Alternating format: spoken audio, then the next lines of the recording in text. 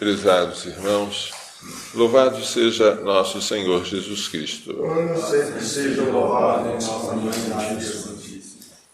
A história da salvação começa após o pecado original. Adão é interrogado por Deus: onde estás? Ouvi o ruído de teus passos no jardim e me escondi, porque estou nu. Quem te revelou que estavas nu? Acaso comeste do fruto da árvore que te proíbe comer? E Adão coloca a culpa em Eva. A mulher que me deste por companheira, foi ela que me ofereceu do fruto e eu comi. E agora Deus interroga a mulher: que fizeste? A mulher põe a culpa na serpente. A serpente me enganou e eu comi. Ninguém quer assumir a própria culpa. Agora Deus amaldiçoa a serpente, que na verdade é o demônio. Por que fizeste isto? Maldita serás, como nenhum outro animal ou fera. Andarás de rastros, comendo pó, todos os dias da tua vida. Porém, inimizade entre ti e a mulher, entre a tua descendência e a dela. Haverá, portanto, uma guerra contínua entre a serpente, que é o demônio, e a mulher. E entre a descendência da serpente, que são os que seguem o demônio, e a descendência da mulher, que é a humanidade inteira, os que descendem de Eva, a primeira mulher. A descendência da mulher, ou se preferirem, um descendente da mulher, te esmagará a cabeça, e tu ferirás o seu calcanhar. Haverá uma guerra entre a mulher e a serpente, entre a descendência da mulher e a descendência da serpente, mas alguém da descendência da mulher, que é Jesus, vai esmagar a cabeça da serpente, embora a serpente fire o calcanhar desse descendente. Veja como Jesus na cruz está todo ferido por causa da serpente, por causa do dragão, por causa do diabo ou Satanás. Parece que ele está derrotado, mas pela cruz ele se tornou vencedor. Ele esmagou a cabeça da serpente. Ele destruiu o poder dela sobre a humanidade através da tentação e do pecado. Porque ele, como homem, na qualidade de novo Adão, destruiu com a sua obediência o que o primeiro Adão havia praticado, o pecado. E como Jesus estava acompanhado de Maria ao pé da cruz, Maria desempenhou o papel de nova Eva, ajudando Jesus, o novo Adão, a conquistar para nós a graça e destruindo assim aquilo que Eva havia praticado, que era desobedecer ao Senhor, comer do fruto proibido, ser enganada pela serpente e querer ser como Deus. Esta mulher, no sentido pleno, é Maria. Maria é que vai estar junto com Jesus na tarefa de esmagar a serpente, de esmagar a cabeça da serpente. E quando é que Maria Santíssima começa esta tarefa? Será que ela começa esta tarefa no dia da Anunciação, quando ela disse: eis a serva do Senhor, faça-se em mim segundo a tua palavra? Ela começa antes. Ela começa no primeiro instante da sua existência, quando ela é concebida no ventre de Santana, sua mãe. Ela já é concebida sem a mancha do pecado original. Deveria herdar esse pecado, como todos nós herdamos e só somos purificados no batismo, mas ela foi concebida sem pecado original. Por quê? Porque Deus quis prepará-la para ser uma digna morada do seu Filho.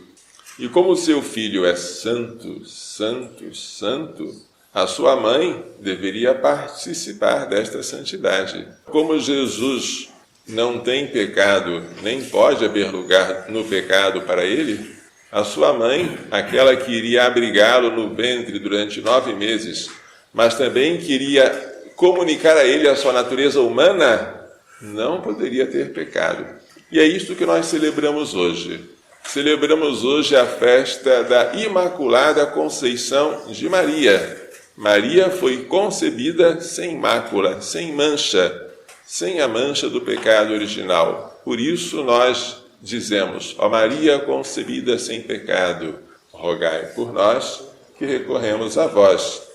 Esta oraçãozinha faz referência à festa de hoje, a festa da Imaculada Conceição. A carta aos Efésios diz que todos nós fomos predestinados por Deus Pai a sermos santos, a sermos irrepreensíveis no amor. Não apenas Maria, todos nós temos esta vocação à santidade. Ele nos abençoou com toda a sorte de bênção espiritual em seu Filho Jesus Cristo. Ele nos predestinou a sermos filhos adotivos dele. Enquanto Jesus é filho por natureza, nós fomos predestinados a sermos filhos por adoção pelo batismo, participando da filiação divina de seu Filho. Em Maria, tudo isso aconteceu de forma excelente.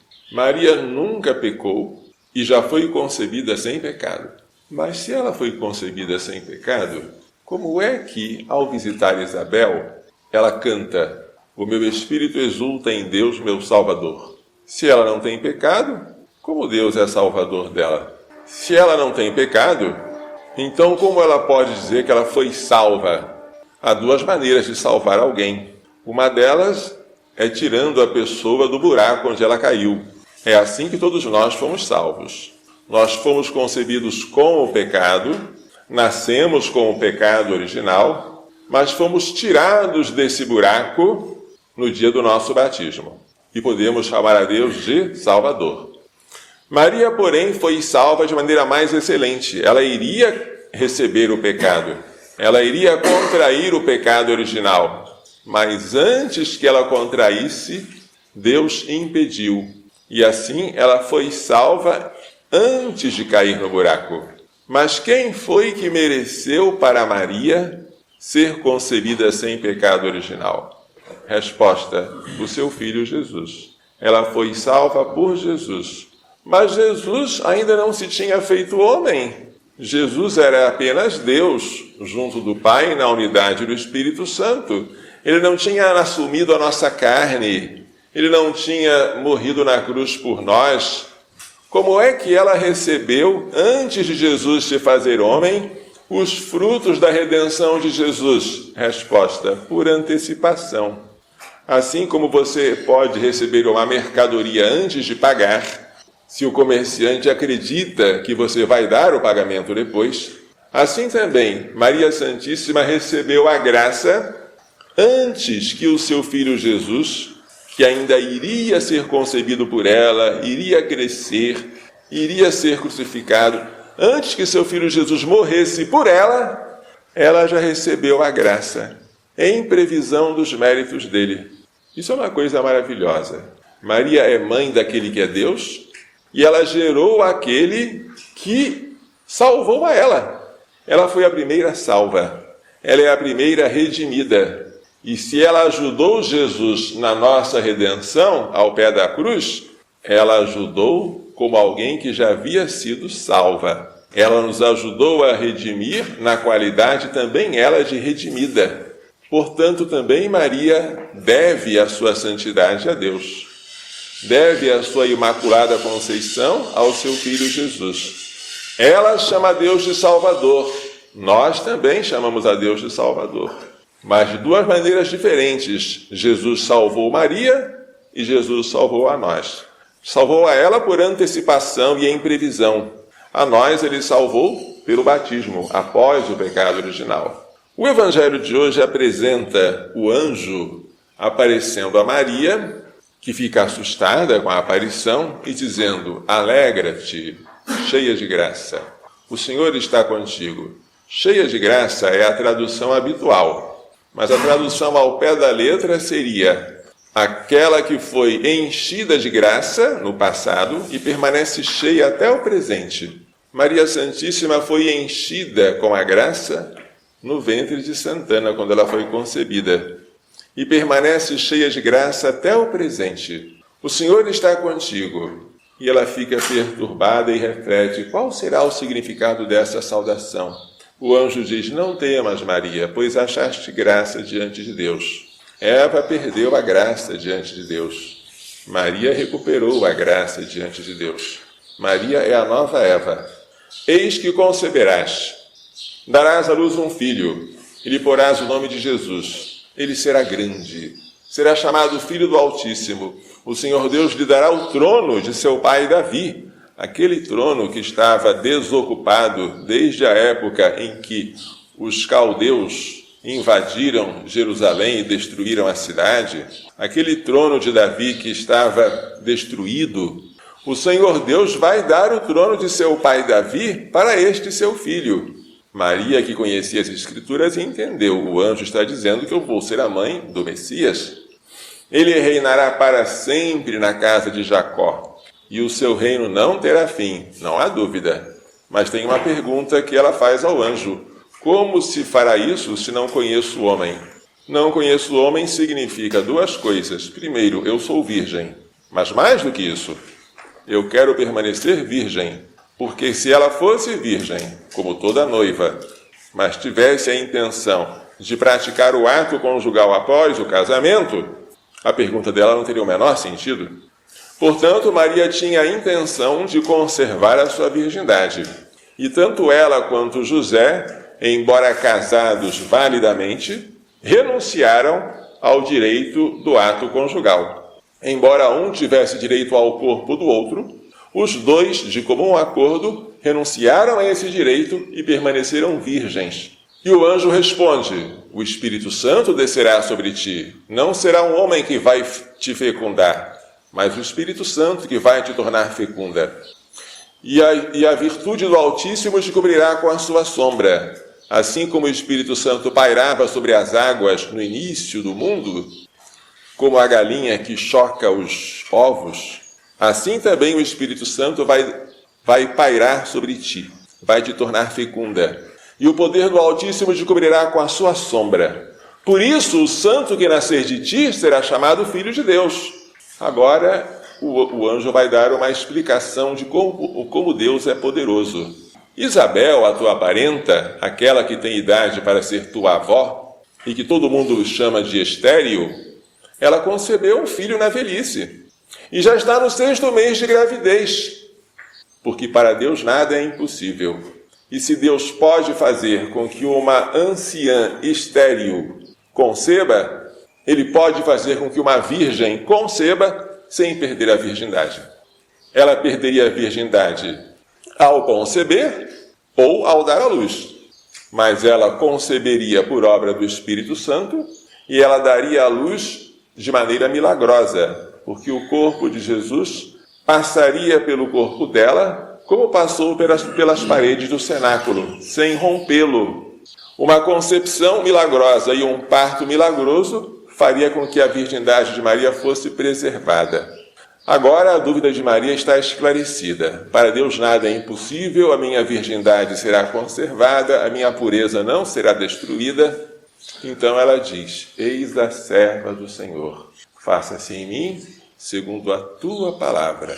E com esta prontidão em obedecer a Deus, com humildade e com pureza, ela cooperou de maneira singular para a obra da redenção do mundo. Este sim que ela disse na Anunciação, repetiu ao longo de toda a vida. Repetiu na hora de apresentar o menino Jesus no templo, na hora em que ele aos 12 anos se perdeu, na hora em que ele já adulto foi crucificado, quando Jesus na cruz dizia: Pai, perdoa-lhes, eles não sabem o que fazem. Maria, ao pé da cruz, baixinho, dizia a mesma coisa, porque aquilo que ofendia ao filho, ofendia a mãe. E se Jesus perdoava, Maria também perdoava. Maria foi até o fim cooperadora de Jesus na obra da redenção. E quando Jesus ressuscitou, embora mulheres tivessem ido até o sepulcro, Maria, curiosamente, está ausente. É bonito ver Maria presente ao pé da cruz, mas também é muito bonito ver Maria ausente do sepulcro. Por que ela não foi? Porque ela creu. Ela acreditou que Jesus iria ressuscitar. Então ela não foi procurar entre os mortos aquele que é vivo, e por isso ela mereceu receber a visita do vivo em sua casa. Jesus apareceu para ela. Maria Santíssima estava junto dos apóstolos quando a igreja nascia.